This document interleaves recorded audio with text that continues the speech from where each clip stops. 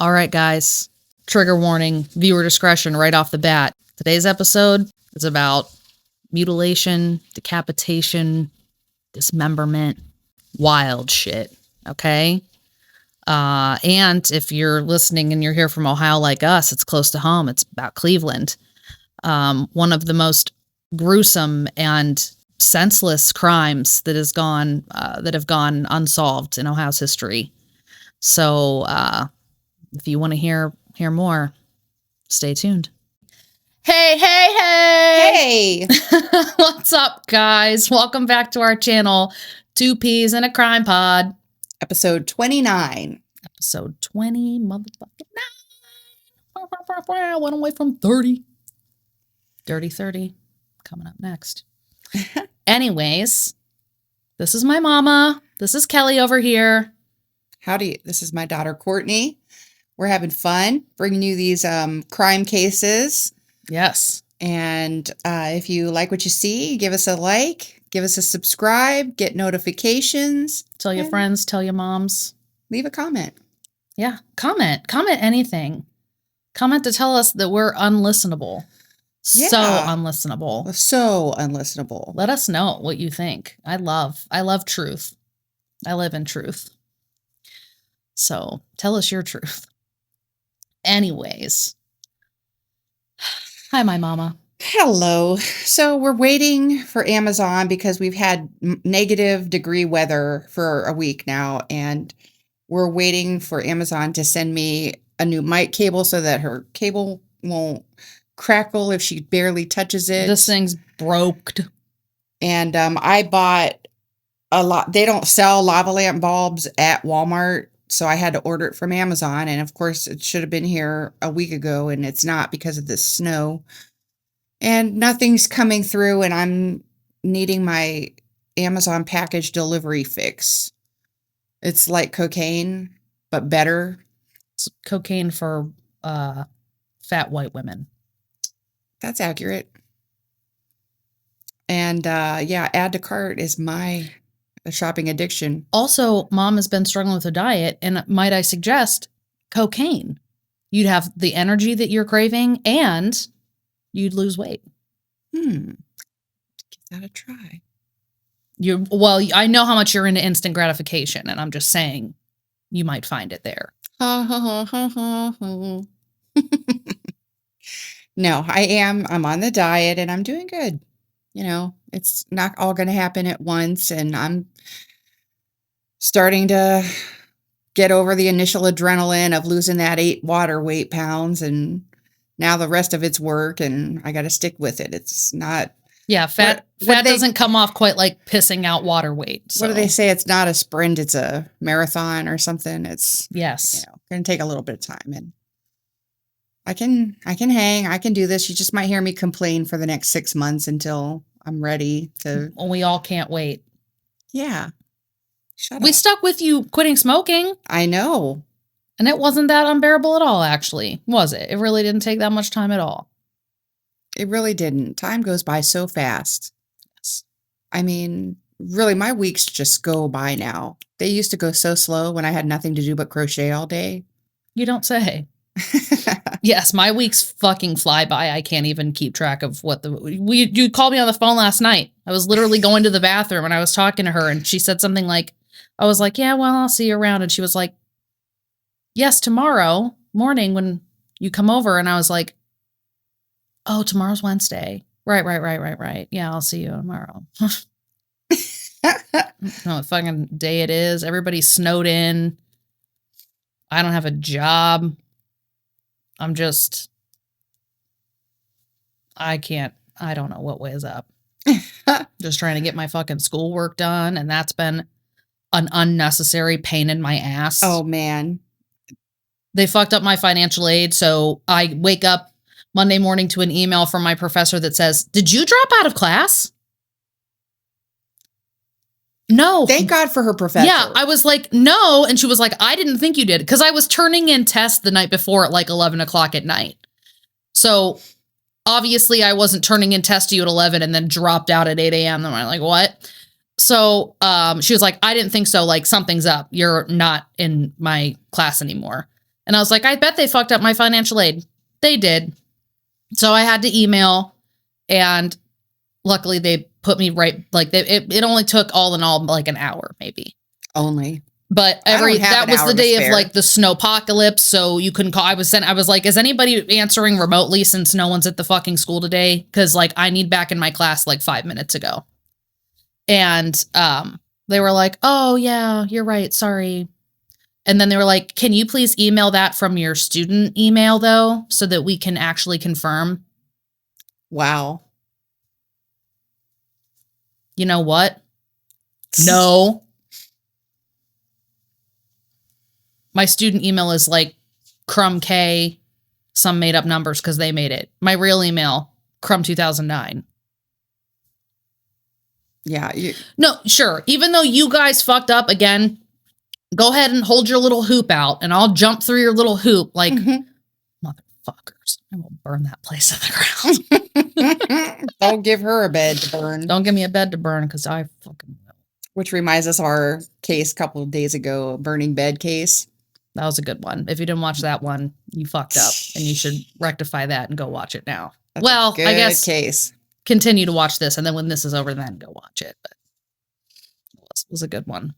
Isn't there a way for me to add the video while I see this all the time. I see on other YouTube, people do it where they add little links. It's like a link at the end of the video. Yes. And you can click it and it'll take you right like if I was like, yeah, this candle from Walmart, we could put a little link to like go straight to like buying that candle or something. Yeah, there's a way to do that. I just, maybe you have to have your account for a certain amount of time before that becomes allowed to you. Maybe you have to have a certain kind of account.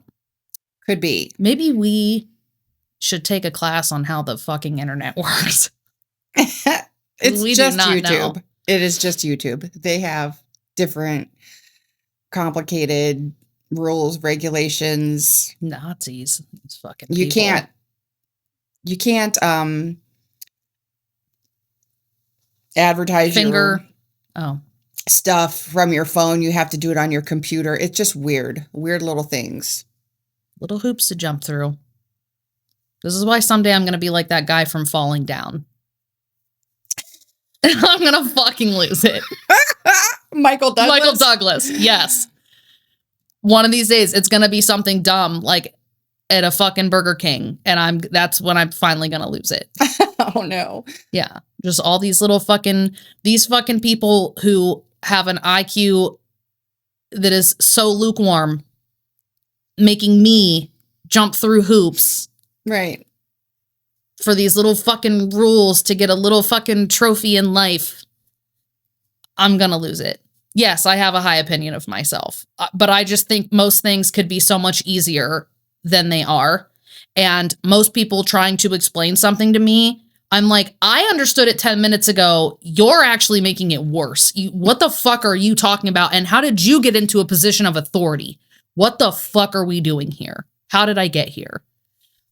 Obviously, I realize something's wrong with me. I'm aware of that. And that's what is going to probably be the title of the fucking book about me when I finally go crazy someday.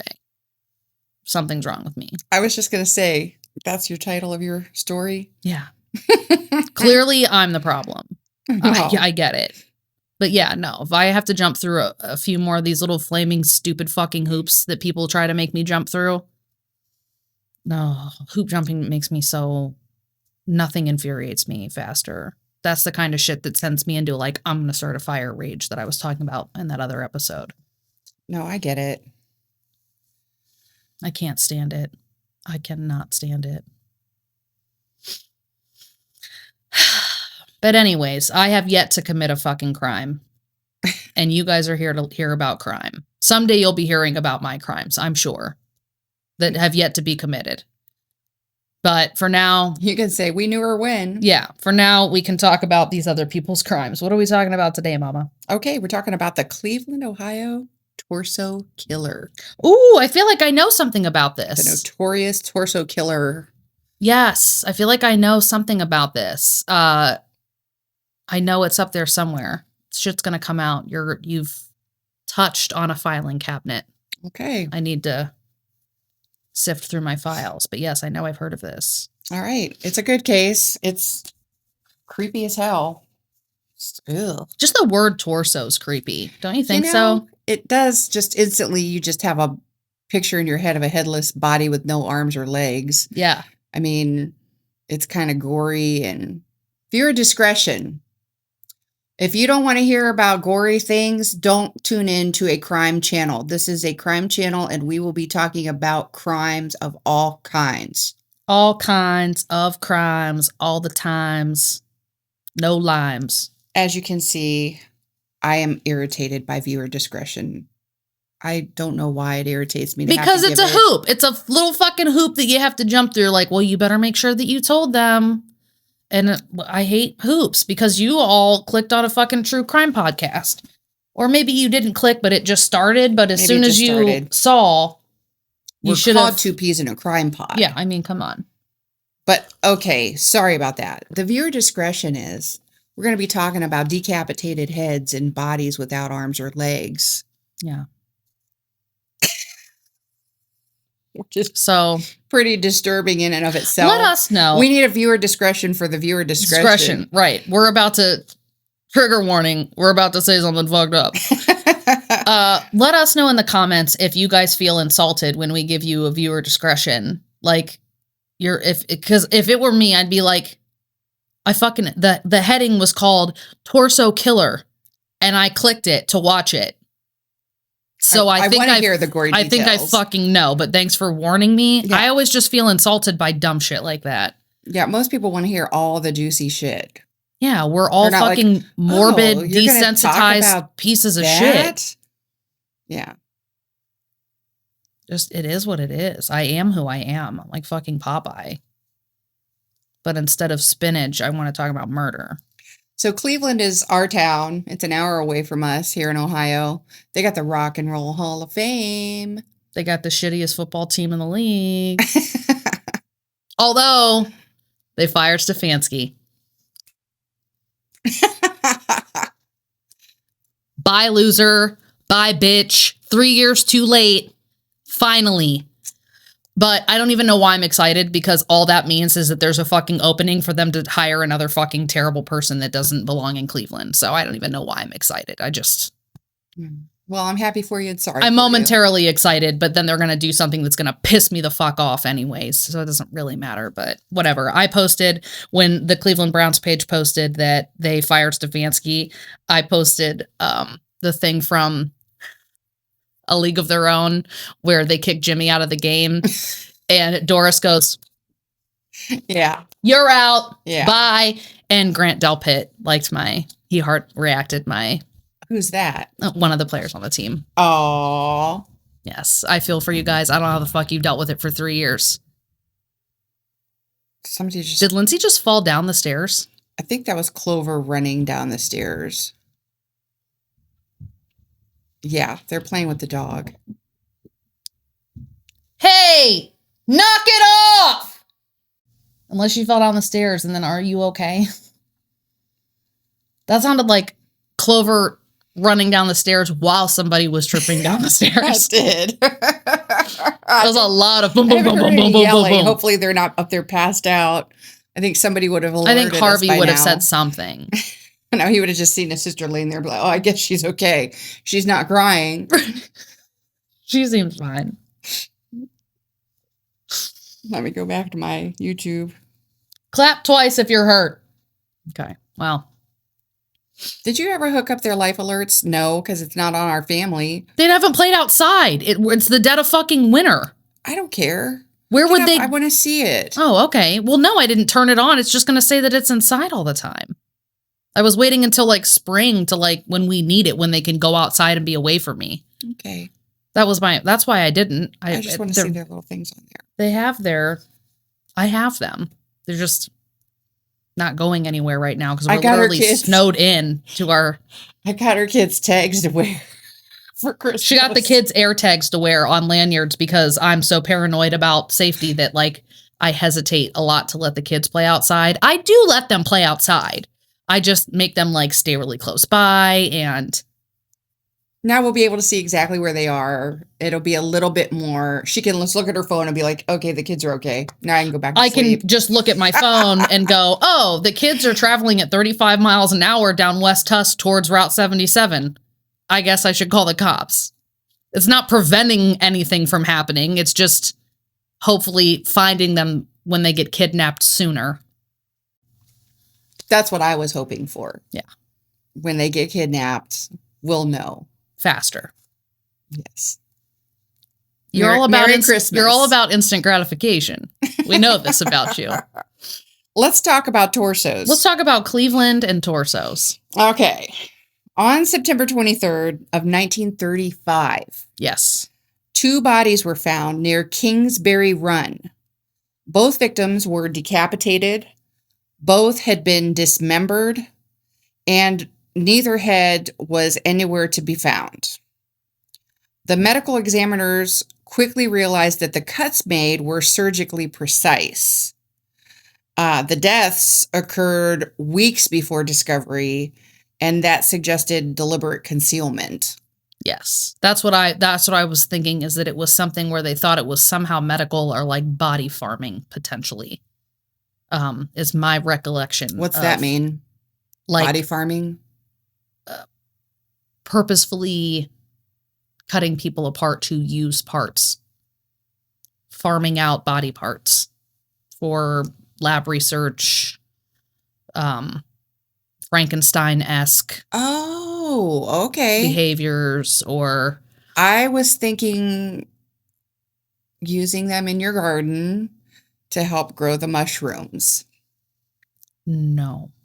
That would be called body farming. No, not unless you're trying to grow a human. It would just be called fertilizer. I don't know what I was thinking. But anyways, no, it's like seeing somebody like that's like a transient and being like, oh, hey, do you want a warm meal? And then like stealing their fucking kidney. Okay.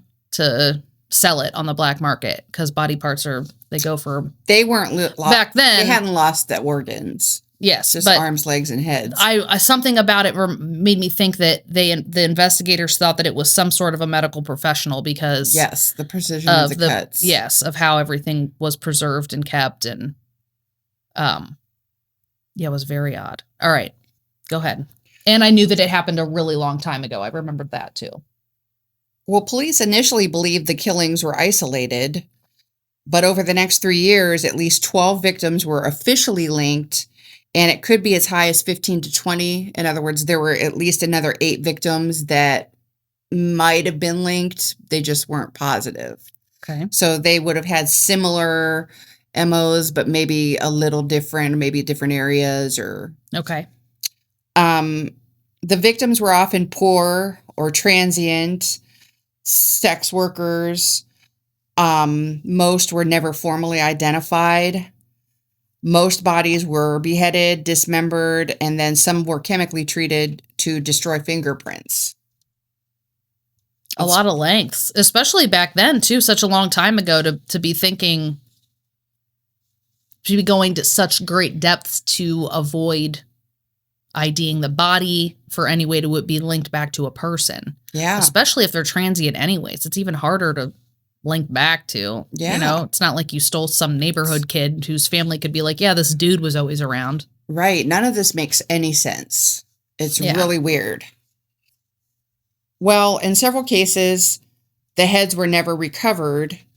The torsos were found cleaned, suggesting that there was access to water, chemicals, or medical facilities at the times of their murders. So, yeah, we're pointing to something medical. Yeah, that's what I'm saying. Like, they were like harvesting brains, dude. Yeah. That's why you never found the heads. Or somebody's going to remodel their house in Cleveland someday and like find a fucking head shrine built into the wall or something. Oh, man. I don't know, but it's been years and nobody's found it yet. Yeah. A lot of houses created, built. That's the word I'm looking for. I knew I would hit it. It was there. It was coming. Just like Jeffrey Dahmer was. What did I say about his fossils? Fossils? I can't remember what I said. He was Like creating his fossils. Archaeological dig. Yes, they were doing yeah. Okay. I think you called the remains fossils. Something like that. I call them artifacts. Yes.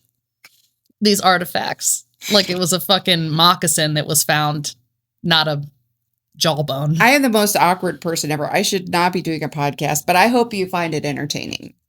She really doesn't mean to be disrespectful. That's not what it is. She's a little slow, guys. Just be nice.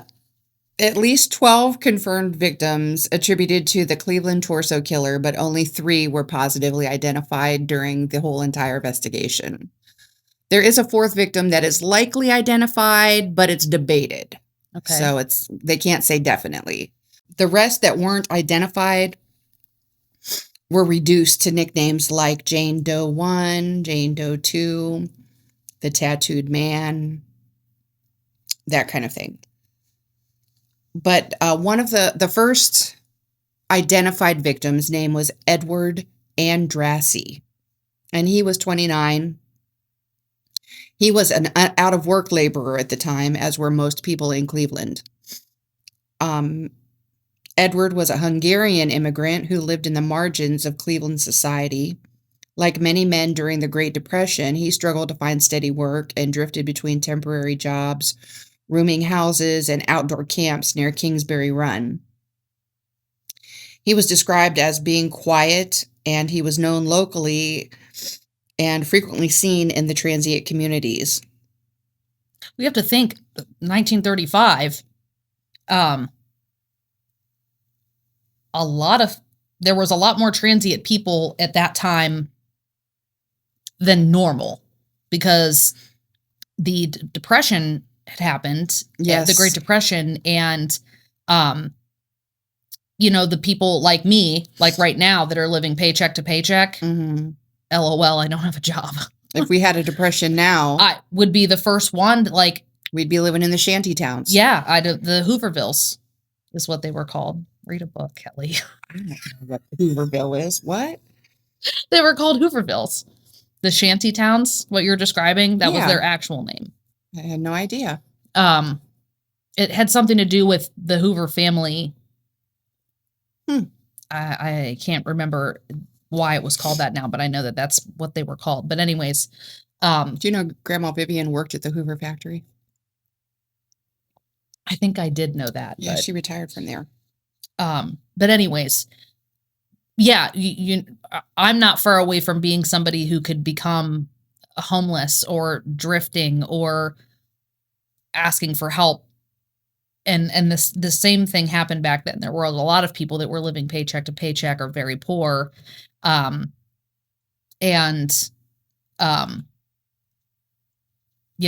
there's always a homeless crisis in our country for a variety of reasons. Yeah, but back then. But back then it was a lot different. It was bad. And it was very bad. It was even people like, you have your people that are homeless because of addiction or mental illness or just no generational wealth, no resources, and then just down and out, right? Mm-hmm. So you always have like those people who end up turning to the streets. You had people on the streets at this time that necessarily might not have fit into those categories. Like, you know what I mean? Mm-hmm. So, my thought is whoever was victimizing these people had even more people to choose from than normal.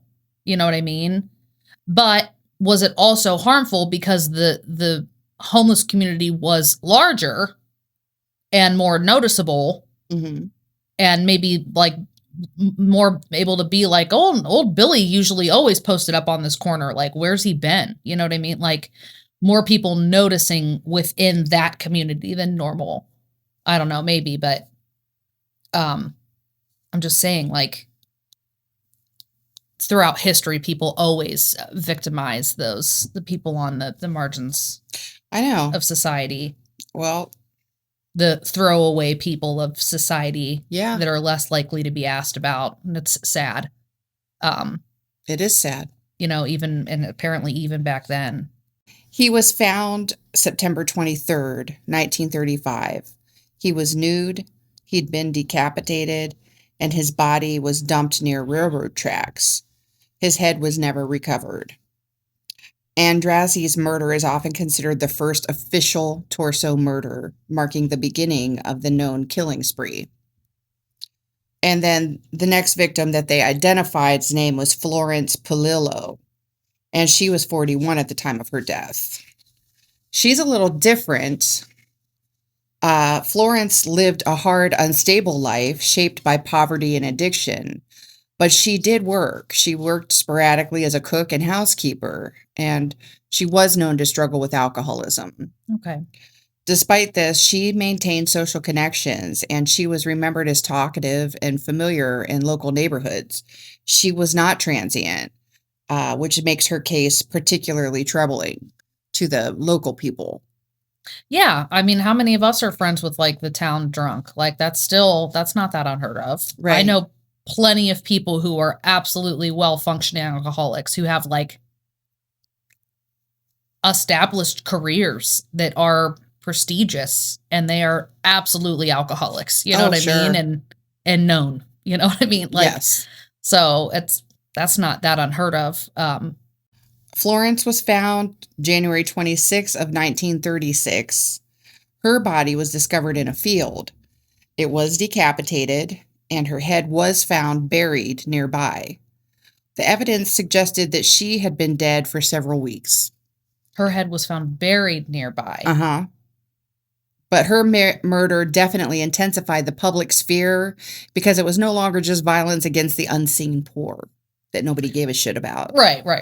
When it seemed like it could happen to you, like now we have to care. You can kill homeless people all day. I don't give a fuck. Yeah, that's basically the public's look on it. Outtake. Homeless, marginalized, black.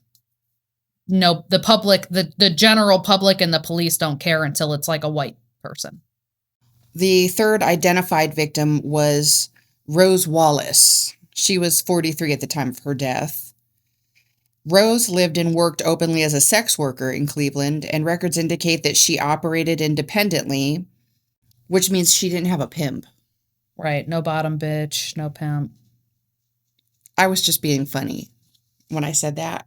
I know you were, but I was playing into it. Why do I think I'm funny when it's inappropriate? It was funny. I was playing into it. You ruined it by talking about it. God. I don't know. You didn't. I just don't have that natural wit that you do. I said no bottom bitch. You didn't pick up that I was being funny right away? No. You don't know what a bottom bitch is, do you?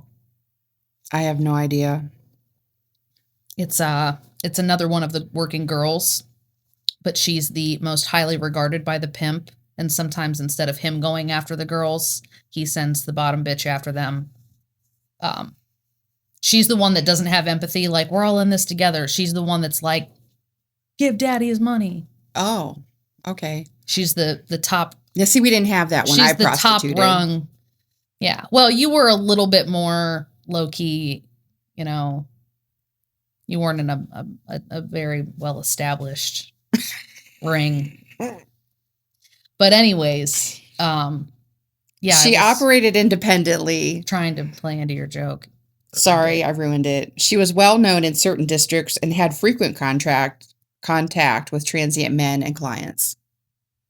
Okay. World's oldest profession. Her lifestyle placed her at a heightened risk, especially during an era with little protection for women in sex work. Which we were just talking about. I don't know why it's still illegal. My friend sent me a link the other day. I looked at my phone and it said something about, it was local. Was it Canton? It was Perry Township Police, Perry Township Fire Department in a sex trafficking scandal. And I was like, what? Like, I live like 2 blocks from there. Like, right. I thought it was safe. Like, what? And so I click on the link and basically he solicited sex. He paid for sex. That was it. And I was like, that's a really shitty way to name that article. Because you're immediately thinking minors, you're thinking... Yeah, and it didn't list anything unless it comes out later that was just all they got at first, but that it was a minor, or that, like, he knew it was a minor or specifically asked for a minor or brought them in from out of town. Like, something that tells me trafficking, because otherwise, dude was just trying to get his dick sucked, and he paid a woman for it. And, like, let's be so fair. I've gone on dates where the guy bought me dinner and then we, like, fucked afterwards. It's kind of the same thing. You know, it's just not official. Right. Like, we didn't call it that, but then we never really spoke again after that. And then that's kind of what it ended up feeling like. So, like, I sent my friend back and I was like, did you read this? Because this is not news. And this is actually embarrassing and salacious and stupid. Yeah. And he was like, no, wait. And then he read it and he was like, oh, Jesus fucking Christ. And I was like, yeah. And he was like, I never would have sent it if I read it. And I said, well, looks like the title did its job. Yeah. Anyways, sex work, always dangerous work. Still work. All right. Rose's remains were found June 6th of 1936. Her body was discovered near the Cuyahoga River, and she was decapitated, and her head was found, but months later. Okay, so the heads were found. Some were. Some were, and some weren't. Mm-hmm. But depending on where they're at, weren't just means buried well, you know? I'm just saying... So it doesn't seem like they were keeping the heads. No, there were no. It doesn't seem like artifacts. They were taking the brains out. There was no artifacts. Trophies, yes. Right. So just like a fascination with, like, removing the head. Yeah. Maybe they're just practicing for their profession. Like trying to pass the fucking medical board or something. Remove, you know, that when you remove a head for a, surgical procedure. Right. They just wanted to make sure they had it in order down. to be a doctor, you have to be able to completely remove a head. Right. Because that's really important. That saves a lot of lives. That might have been it. Somebody was really confused about what being a doctor was. Oh my God. So... Their capo was dictated from their head. Michael Scott. Wallace's murder confirmed investigators' fears that the killer targeted socially vulnerable individuals as well as, just whoever caught his eye. Yeah. Then there's the possibly identified victim, who was called the Tattooed Man. His name is likely Robert Robertson. His age was unknown, but his body had distinctive tattoos, and one read "Born to Raise Hell." And his tattoos were publicized nationally in hopes of identification. But because his head was never recovered, identification was never legally... Why do I have the hiccups every time we do a episode, podcast? You have the hiccups. Every day. I call you on the phone. You're driving your car. Hiccup. Are you a low-key drunk? Identification was never legally confirmed, so many historians list him as tentatively identified, but others will consider him a John Doe, because you can't, you have to have the scientific facts. They didn't have DNA anyways back then. They might have had fingerprints, but the fucking arms are missing or whatever, and then there's no head for teeth or face or... Yeah. So at least 8 victims remain unidentified. And so many people in 1936 had Born to Raise Hell tattoos. So I don't know how that wasn't enough. But also, when I asked her if she was an alcoholic, she just like, and then kept going. Did you guys notice that? Because I did. What's in your coffee, Kelly? Cream. Little Baileys. Little Cream. Baileys. You ever drink Baileys out of a shoe? What? She never gets my jokes. I'm old, Greg. You don't, never seen it. I'm going to show it to you after this. It's really great. I have no idea what you're doing. I got a mangina. She has no idea. She has no idea what old Greg is. She's going to learn today. All right. Looking forward to that. If you don't know what the fuck I'm talking about, just YouTube Old Greg. There you go. You're welcome. Okay. Public service announcement. Yes. At least 8 victims remain unidentified, unless you consider that there may have been 6 more. I mean, then it would be 14. So it just depends on if you think there were 12 or 20. What are you going to go in at some point to why they're not willing to absolutely call it 20? Like, no, it just said it's some people think, but like, there's 12 that are definite that they think are definitely the torso killers. So 12, if you're able to say definitely 12, that tells me like heads removed, bodies dismembered. Surgical precisions was the same. So like, did they find 8 where like he was like in the middle of sawing off the head and then like heard a noise and ran away? So like the head wasn't completely severed. Like, I have no idea. I just want to know what made it not clear. Because at this point in that area, searched that, but I don't know.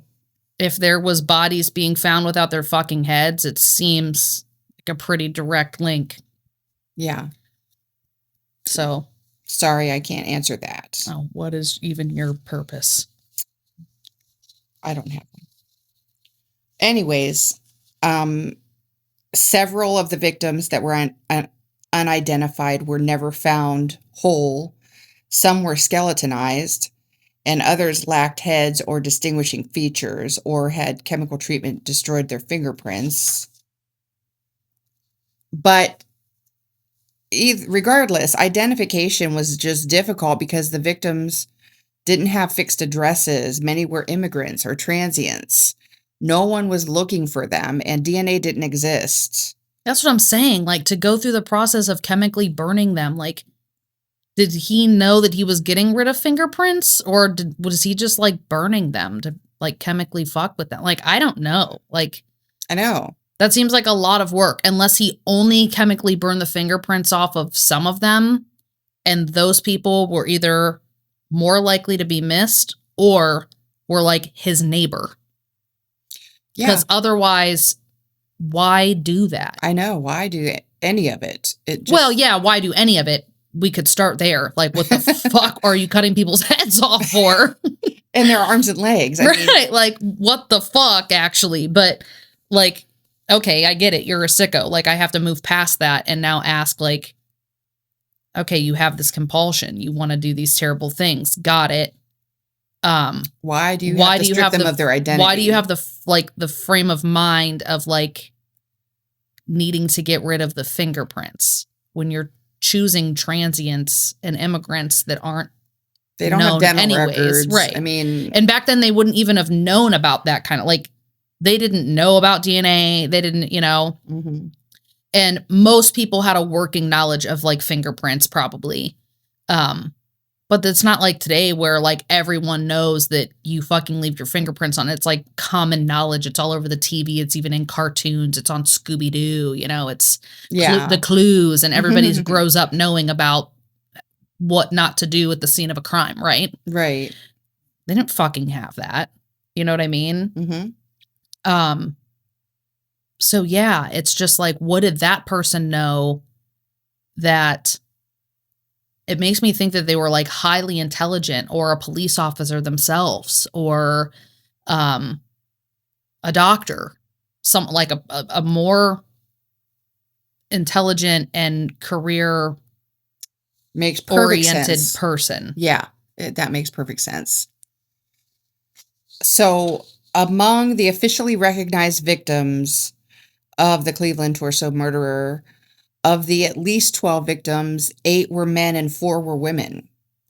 So this alone distinguishes the torso killer from many serial murderers of his era, because his victims were predominantly male. Predominantly male, but also not only male. Yeah. It's strange to do same sex. We're assuming that it's a woman or a man killer. The killer is a man. So it's weird that he's switching and doing both genders. Mm-hmm. And it's weird that he's doing mostly male and not woman. Like those that statistically, even still to this day, are odd. Well, yeah, modern profilers are emphasizing that killers driven primarily by sexual sadism usually target one gender, The torso killer did not, and his victim selection appears opportunistic and practical, not sexually fixated. Yeah. It points investigators away from the classic sexual predators and toward control-driven or compulsion-driven violence. Yeah. No, Or, the very rare bisexual serial killer. well, that's my next point. No clear evidence of sexual assault was even ever documented. But how the fuck would they have known back then, though? Well, nothing. Okay, no genital injuries were consistently present. No semen, trauma patterns, or injuries typical of sexual assault were noted in autopsies. So, Okay. They knew about semen back then? In 1936, they knew what semen was? I'm just kidding. I know that probably everybody had a working knowledge of what jizz was back then, but I'm saying they knew how to, like, test for it. Like, they knew how to know if it was present back then. I mean, they knew what sperm looked like under a microscope. You think they were microscoping the entire body? I think if they found a stain, but they probably didn't. The bodies were washed. I'm saying they were naked torsos that were outside. That's what I'm saying. How the fuck do they know if he didn't do something weird to him? Well, or they like don't. Fuck the neck cavity. Well, they can. You telling me they swabbed the neck hole for semen, Mom? They did find no injuries typical of sexual assault. Maybe he was fucking the heads. Probably, and that's why they never found those. Yeah, didn't you ever hear in Mindhunters when they do the interview with Kemper? He talks about the difference between a vagina, a rectum, yes, like an asshole, and a neck hole, and like what they feel like when you have sex with them. The differences. Yes, I remember. You remember? That. It sucks you in. Yeah, that's the asshole that he says. Oh, I thought that was the neck hole. No, I thought he was talking about the asshole. We'll have to rewatch. We'll have to rewatch it. It might have been the neck hole, but anyways. Yeah, like, these people are fucking weird and deviant if it was sexually motivated. I'm just saying, I don't think that we can really know for sure that it was not, because the technology was not there. It just says no clear evidence of and it also, was ever documented. Why then wash the body? Another, like, why do that? I mean, the guy unless it was to get rid of evidence. Overly worried about identification, so he's washing everything. He's getting rid of their heads, their fingerprints. Who's to say that the arms that he got rid of didn't have distinguishing tattoos? I don't know. Right. Another important reason that they couldn't identify people or identify sexual assault was many bodies were badly decomposed. Some were even skeletonized.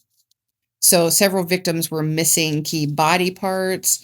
It's impossible to rule out sexual activity with absolute certainty. Skeletonized, like he did something to them to make them a skeleton faster? No, it doesn't say skeletonized, that. Like just naturally decomposed. The chick that we found first was actually not the first one. That was just the first one we found, but if you put them in chronological order of who was killed, it was actually like the 8th body that was found was the oldest and had actually been the first one that was killed like 3 years ago and had decomposed already. That's a good point, but yeah.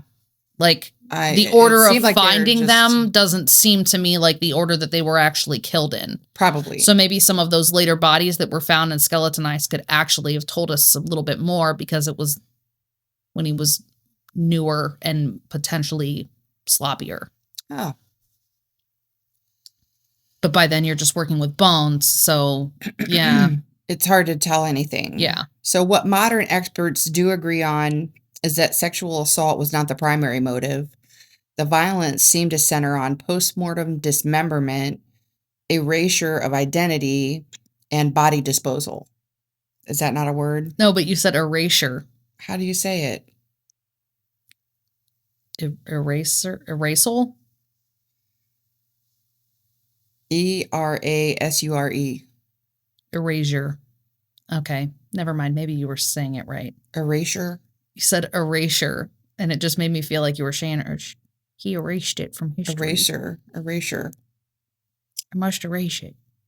Well, anyways, if sexual acts occurred, they were likely secondary and private and not ritualized or part of the process. Okay. Agree to In disagree. profiler terms, this was not a lust killer, it was a control killer. Yeah, I mean, I don't disagree. I can see that as well. But I'm just saying, like, if at any time in your life you've dismembered someone and then you ever, like, jerked off to it later, you're a fucking sexual deviant. You know what I mean? Yes. I don't think.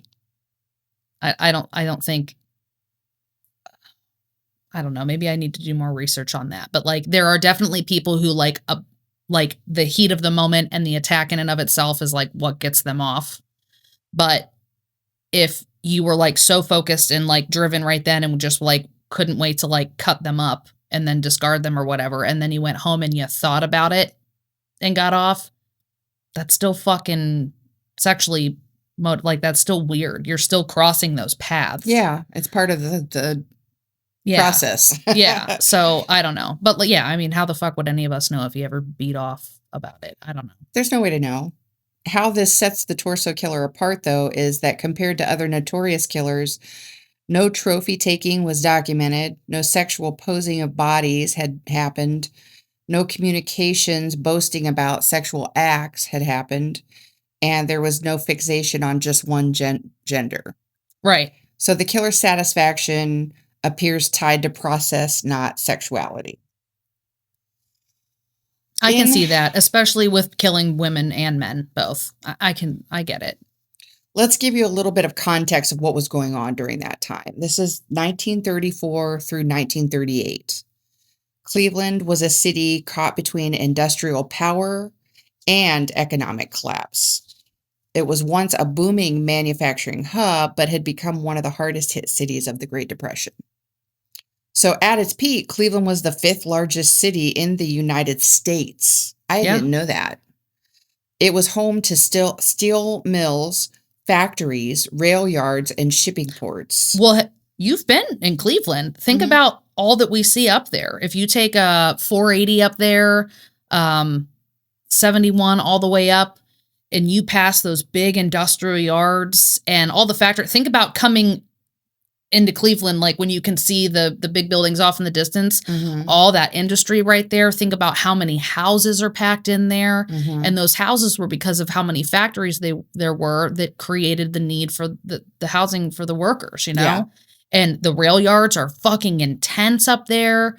There's tracks like for parking cars that are just 50 fucking tracks side by side. Oh, wow. You know what I mean? Like they're huge industry town up there. And then all the suburbs too. You know, people consider Elyria, Cleveland, and Mentor, Cleveland, you know, and all of those are booming. Yeah, there's a lot that is old. That shit's not new. Well, that was considered a magnet for immigrants and laborers of the time. Yeah, Nazis ended up in Cleveland. What? Nazis ended up in Cleveland because there was a huge German immigrant population up there. Oh, okay. They caught at least one of them, but they say that there was probably more, like officers that didn't go to trial right away who were able to like get the fuck out and create new lives. Oh, okay. All right. Well, we got it all. Yes, we do. By the mid-30s, much of the promise evaporated. There was widespread poverty and displacement, and unemployment soared. Thousands of workers lost jobs almost overnight. Their savings disappeared, and housing became unstable or unreachable. And as a result, entire communities of displaced people formed. Can you imagine that? Just entire communities? Can you imagine living during that time? Just going from like being like our normal first world society to like suddenly being like third world. Yes. But your tents are like propped up against houses that you could be living in. Like, like not like third world, like you live in the fucking desert and like there's no resources, but like the Right. resources are literally right there and They're unavailable. Yeah. So makeshift camps sprang up along rail lines and riverbanks. Many lived in shanty towns that you're calling Hooverville. yeah, here, I'll look it up. You keep talking. They were built from scrap wood, tar paper, and tin. The most notorious of the shanty town in that area was called Kingsbury Run. And Kingsbury Run was considered the city's shadow. Okay. And I've not heard of Kingsbury Run. That's like not clicking like something that I've heard before. But I've heard about the torso killer, so I must have heard about it, but it didn't stick. Hoovervilles. Definition. Hoovervilles were makeshift shanty towns and slums that emerged across the United States during the Great Depression in the 1930s, housing individuals and families left homeless by the economic collapse. They were sarcastically named after President Herbert Hoover, who was blamed for the crisis, and consisted of crude shelters built from scrap materials like cardboard, tar paper, and tin. Okay. So it was President Hoover. It was President Hoover, not the Hoover family. Not the Hoover okay. Company. Okay. That's what it was. So Kingsbury Run was a polluted ravine running through the east side of Cleveland. And I said Canton. Because we live here. We live in Canton. They were lined with railroad tracks, junkyards, and industrial waste, and home to hundreds of transient men and women. It was loud, filthy, poorly lit, and largely ignored by city officials. So just a crime magnet. People lived there because they had nowhere else to go. Yeah, like the shadowy place in The Lion King. Yeah. And people disappeared there because no one was watching. Law enforcement faced enormous limitations at the time. They were understaffed. There was minimal forensic technology. They didn't even know what DNA was. There were rudimentary fingerprint systems and poor communication between the districts.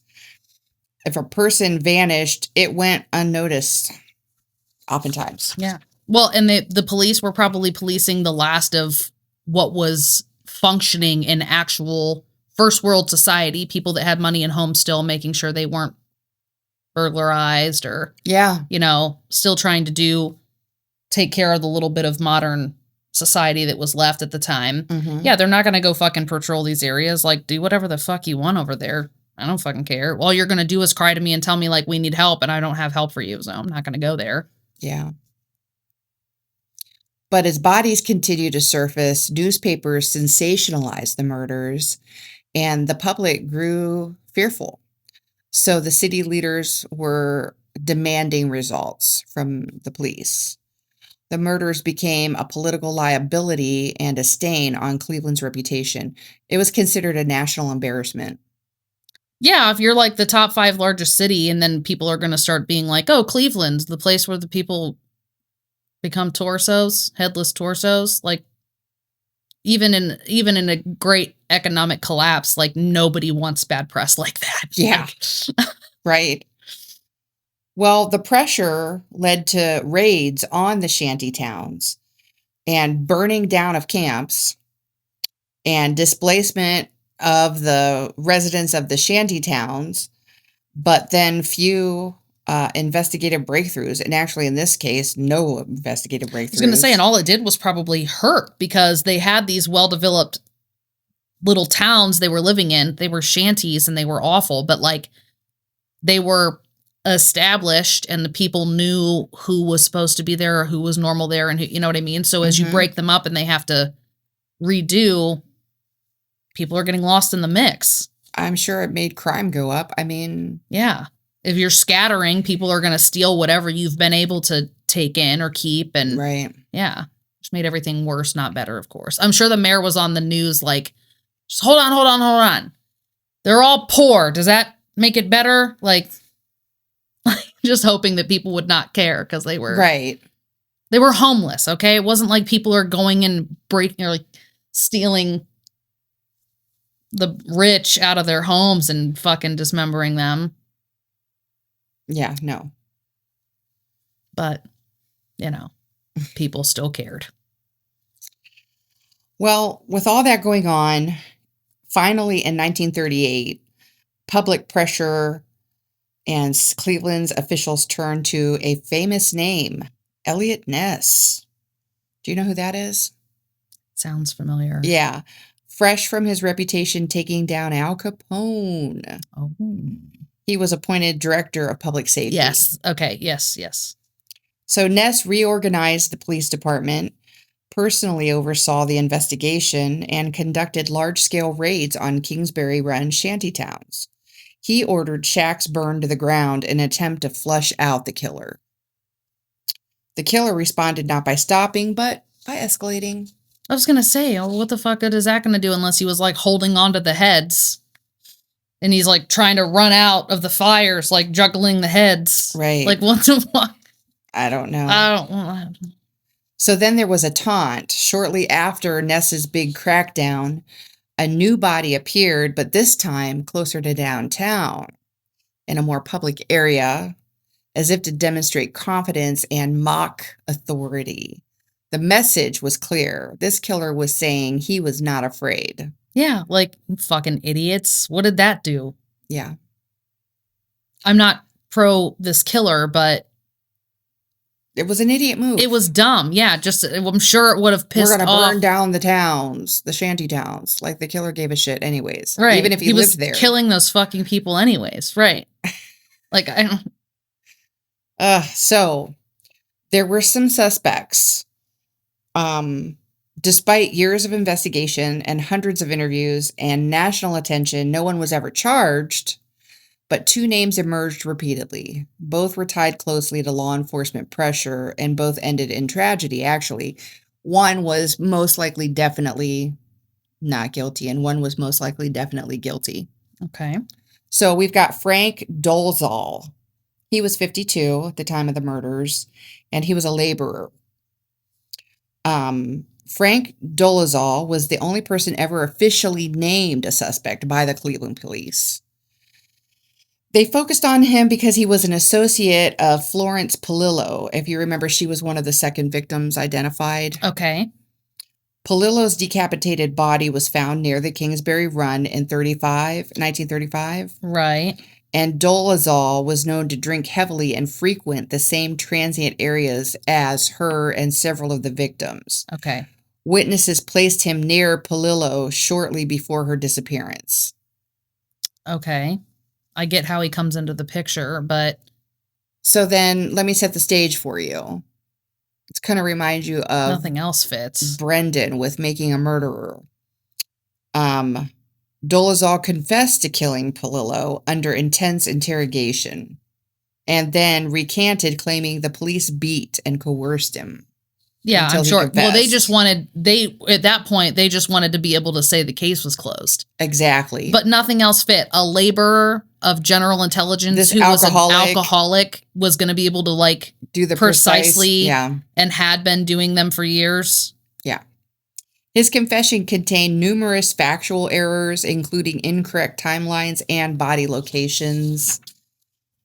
So they arrested him and charged him. Well, of course, like I said, they wanted to fucking end the... Because he had confessed. Which only would have worked for so long, because it only would have worked until the next fucking body turned up. Yeah. You know? But while awaiting trial in August of 1939, Dolezal was found dead in his jail cell. The official ruling was suicide by hanging. Epstein didn't do it. However, he had 6 broken ribs. There were signs of prior physical abuse, and his injuries were inconsistent with suicide alone. So... Well, maybe he was regularly getting the shit kicked out of him because the other inmates thought he was this really fucking gross dude that cut people up. And then he finally was just like, I'm innocent and I'm tired of getting the shit kicked out of me. I'll just fucking kill myself. Could be. It wasn't that great out there anyways. I'm going to call it. Who knows? Well, he's dismissed by most experts because there was no forensic evidence, no evidence of medical or anatomical skill. The confession is considered unreliable, and he's a scapegoat under political pressure. So, bottom line, Dolezal may have known the victims, but almost certainly was not the torso killer. Then there was Dr. Francis Edward Sweeney, who was in his early 40s at the time of murder. Sweeney Todd. It's so funny because I asked if this case was related to Sweeney Todd, and Google was like, no. No. Just the same name. I know. Ironic. Isn't it ironic? He was a physician and a surgeon. He is widely regarded by historians and criminologists as the most plausible suspect. He drew serious attention because he was a trained surgeon with expert anatomical knowledge. He served as a World War I field medic, and he lived near Kingsbury Run. He suffered from severe alcoholism and had a history of mental instability and violence ever since he came home from the war. Okay, that makes sense. Crucially, Sweeney was a personal acquaintance of Elliot Ness. Ness reportedly believed Sweeney was guilty, but he lacked any proof against him. Okay. So Sweeney was never arrested, but he spent the rest of his life in psychiatric institutions. He actually died there in 1964. How did he end up in a psychiatric institution? And he never confessed. So he was committed to psychiatric institutions years after the murders, not because of a criminal conviction, but because his mental health had deteriorated to the point where he was considered dangerous and unstable to the public. He was a trained physician in the surgeon. Does that make any sense? I think you said a trained position. In the surgeon. He was a trained physician in the surgeon. Did you have a stroke? Can you smell toast right now? I think I'm having a stroke. Oh, good Lord. The words are right here in front of me. Am I dyslexic? What is going on? Guys, Google, does menopause cause dyslexia? Sweeney was a trained physician and surgeon. He served as a World War I field medic. And like many veterans of that era, he returned with what we would now recognize as being called PTSD. And his was severe. He had developed chronic alcoholism, violent mood swings, and paranoid thinking, and then increasingly erratic behavior. So at the time, post-traumatic stress disorder was poorly understood and often dismissed as quote-unquote shell shock or moral weakness. Yeah, you just were less of a man if you couldn't deal with murdering people. And so you just became an alcoholic to deal with it. Yes. And, that's pretty much it. So by the mid-1930s, Sweeney had a documented history of violent outbursts. He reportedly threatened people with knives. His family members and associates actually feared him, and he was known to disappear for long periods during drinking binges. And the behaviors actually overlap directly with the timeline of the Torso murders. So... And when he went into the psych ward, the murders stopped? They stopped finding bodies? Well, after the murders stopped, they did stop. Sweeney's mental health continued to decline, and then he was involuntarily committed to psychiatric hospitals. So you could say they stopped because he was committed, or that he had stopped doing it and then he was committed. His diagnosis at the time included severe alcoholism, psychosis, paranoia, and possible delusional thinking. Well, if he was a prominent doctor and he was friends with Elliot Ness and knew like they are taking this way more serious now and they're dedicating a lot of manpower and stuff, it probably did become harder couldn't move as freely as he had before. So probably did slow him down. Yeah. And then... he probably realized that he was under scrutiny. Right. And then once he went away, that's what I'm saying. If they didn't find any more fresh torsos after that. Yeah, it was probably him. That's why they think, he's most likely. While hospitalized, Elliot Ness was privately suspecting Sweeney, and Ness reportedly believed that Sweeney had the medical skill to perform the dismemberments, and that his alcoholism and mental instability could explain the violence. Ness actually arranged for Sweeney to take 2 polygraph tests, and both tests indicated deception. That's very telling. Yeah, it is, but he's also mentally unstable, so I don't know why we're testing a mentally unstable person, but of course, results are not admissible, so. But after Sweeney was institutionalized, Ness received anonymous taunting postcards. They referenced the murders and they mocked Ness personally, and they were postmarked near the hospital where Sweeney was confined. Ness believes the letters were actually from Sweeney, but no proof was ever established. It was just that the timing was there. So what was he getting, like an orderly to mail them for him or something? Right. Something. But nobody else ever like read them or was curious or I don't know. That's weird. Despite all this, there was no physical evidence, witnesses, confession, forensic tools, significant political risk, and accusing a physician connected to prominent families. So they couldn't really risk accusing without him. more evidence, right? Yeah. Institutionalization quietly removes Sweeney from society without a trial. The bottom line, if the torso killer had a name, this is the one most investigators quietly pointed to. Is it really that hard? Do people, even of average intelligence, you don't think that if a person wanted to cut somebody up, that they wouldn't know to like do it at the joints? You'd have to know exactly what part of the joint to cut. Like, I still to this day, I've been carving a turkey since my 20s. I still to this day don't know where to cut that damn joint to make it easy to cut. Every year I fight with it. And, I mean, it does take some knowledge. Maybe after your first one and you're like, oh, it would have been easier to cut there. Not Especially me. in like, what if you had any experience with wounds or animals? What if you were a hunter who had yeah, that's dressed what they're saying, is that they did have experience, but it wouldn't be something a lay guy could do. But that's what I'm saying. Like, at first, everybody wants to say like, oh, because the cuts were so skilled, a surgeon makes sense. But what I'm asking as devil's advocate is like, how smart do you have to be to know that it's going to be easier to cut it a joint, or like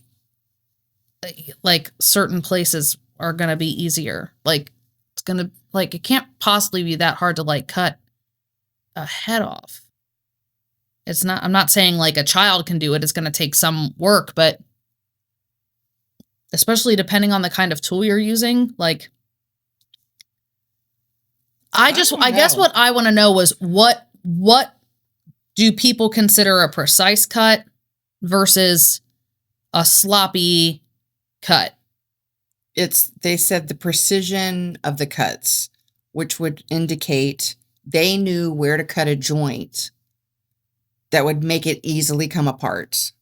There wasn't hacking and sawing and wrenching. Right. Like right here, I know that this particular vertebrae is like the easiest one to get through or something. Like, yes.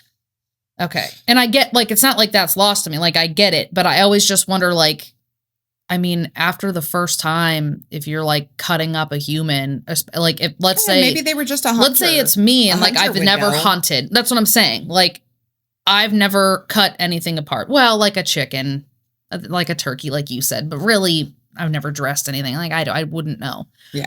After my first time killing somebody and really struggling and fighting, I would do what I do with any other scenario in my life, which is like, okay, how do I make that more efficient next time?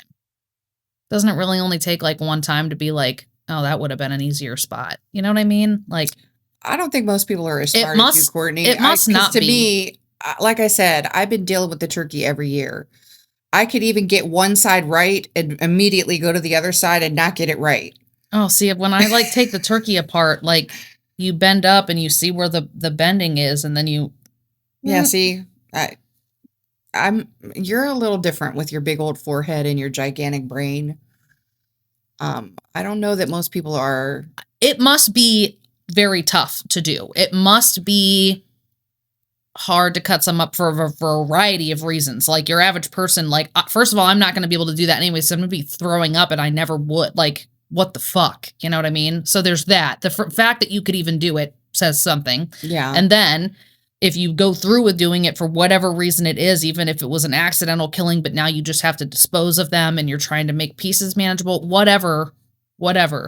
It must be hard because even still in 2026, investigators say if the cuts look precise, that tells you something about the skill or the knowledge of the person. So it must be hard to do, right? Or it wouldn't be an identifying factor anymore. If people were dismembered, they'd be like, oh, any old fucking idiot can do that. Yeah, I would say must be very hard to do. Yeah. It's obviously... Or there must be a place where doctors or like morticians or something are taught like this is where morticians don't dismember bodies either though. No. So that's what I'm saying. Like, what do you mean skill? Where in the world are they teaching people where to dismember bodies that you are skilled? It just has to be that you must have had access to medical books or dead bodies before. Like cops or doctors. Okay, so the profilers of today. Yes. They did a whole thing on him. And one of the things that they found was his anatomical knowledge in the dismemberment was precise. It followed joint lines. It avoided unnecessary damage and showed high confidence, not experimentation. Okay. So the killer likely had medical training as a doctor, surgeon, medic, or hands-on anatomical experience as an embalmer or butcher. Like a war medic, where if you're in the field and somebody gets their fucking half their leg blown off, and in order to save them, you have to amputate, then you are taught war medics like that, or ER medics and things. That's what Sweeney was. Yes, that makes sense because I was like, what type of medics are being taught where to cut a fucking head off at? They're not teaching anybody that.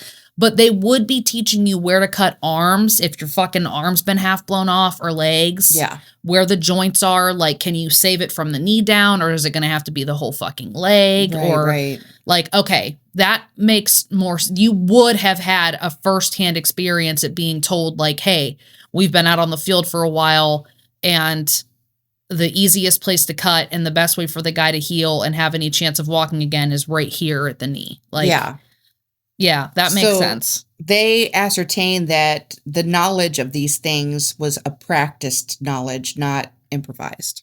That makes sense. And also, there was a comfort with death.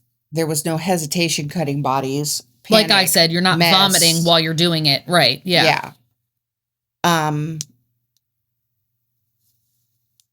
Unlike killers who keep trophies or communicate publicly, this offender rarely displayed bodies dramatically, did not seek fame, did not leave confirmed manifestos. So modern theory suggests the motivation was control, domination, and possibly internal compulsion rather than like a narcissism. Yeah. The dismemberment itself appears to be the focus, not publicity. Yeah, he just had a need to go out and like fuck with people. The geographic competence. There had to be some sort of a hate there or a need to like get rid of or cleanse there. Like there's definitely a compulsion to like cut into people. Mm-hmm. That was present, obviously. Might have been present before, which is why he went into medical school. That he got into when he was cutting parts off in the war. It's either... And seeing heads get blown off. Well, I'm saying he went into medical field to begin with. Maybe he was always a little creepy, like a Jeffrey Dahmer. Like, yeah. But he could have turned it into like, hey, I get to cut into people and I get paid and nobody gets hurt. It's fun. I'm a little morbid. I like to see blood. You know what I mean? But then he went to the war. Something happened where, and he came home, and I'm thinking there's a tie between wanting to do weird medical shit and feeling like these people could be discarded and not care. And again, he wasn't trying to get attention. So it's like a compulsion. Yeah, like a need to cleanse and cleanse the compulsion and cleanse society. You know what I mean? Mm-hmm. So he had geographic confidence because the bodies were dumped in familiar industrial zones, near waterways, and along rail corridors, in areas the killer knew would delay discovery. And it suggested that the killer possibly lived or worked nearby. It was his city. Someone who was very familiar. Yes. Yeah. Did he grow up in Cleveland? I didn't search that. I don't know. I wonder if he had grown up there and was like familiar with all the little ins and outs. The profilers believe that stressors like alcoholism, mental illness, and pressure may have increased the killer's risk-taking, which eventually coincided with the killings stopping. The possible explanations were they became institutionalized, they died, they had severe mental collapse, or they were removed, in other words, fired from the opportunity. I don't know how that works in, but Jailed? there you go. Removed from the opportunity, jailed. So modern experts largely rule out drifters, a sexual sadist, a disorganized killer, a one-off murderer. Yeah, no, not at all. They said this was someone with education, control, and access. Yeah. They note the strongest match would be someone desensitized to human bodies and possibly exposed through war, hospitals, or morgues. Yeah. That's why Sweeney is the only viable suspect in their eyes at the time. The last known victim was August of 1938. The final officially recognized torso murder victim was discovered, and then afterwards the killings abruptly stopped with no explanation. So there was no closure. The killer simply vanished and left behind one of the greatest unsolved serial murder cases in American history. Right. Like the poor Hooverville people of Cleveland at that time didn't have enough to deal with. They had to be like worried about getting their fucking heads cut off. Oh, imagine what it would be like. Just horrendous. Imagine if you had kids. Yeah. Terrifying. Oh, we are so blessed. Yeah. You know, no matter how bad we think it is right now, it's not that bad. At least I still got my head and my house and my health. My house. Well, that's all I have for you today. Thanks for hanging out with us this long. And what an eerie story. No killer ever brought to justice. At least there definitely would be dead by now, no matter what. But yeah, still, ugh. Just weird. Yeah, absolutely. Well, thanks, Mom. That was a great story. Of course. Thank you. Thank you guys for watching, and don't forget to like and subscribe, and tell all your friends, share our videos, and you want to tune in next time. I've got a great story coming up. So thank you and have a great day. Bye. Bye.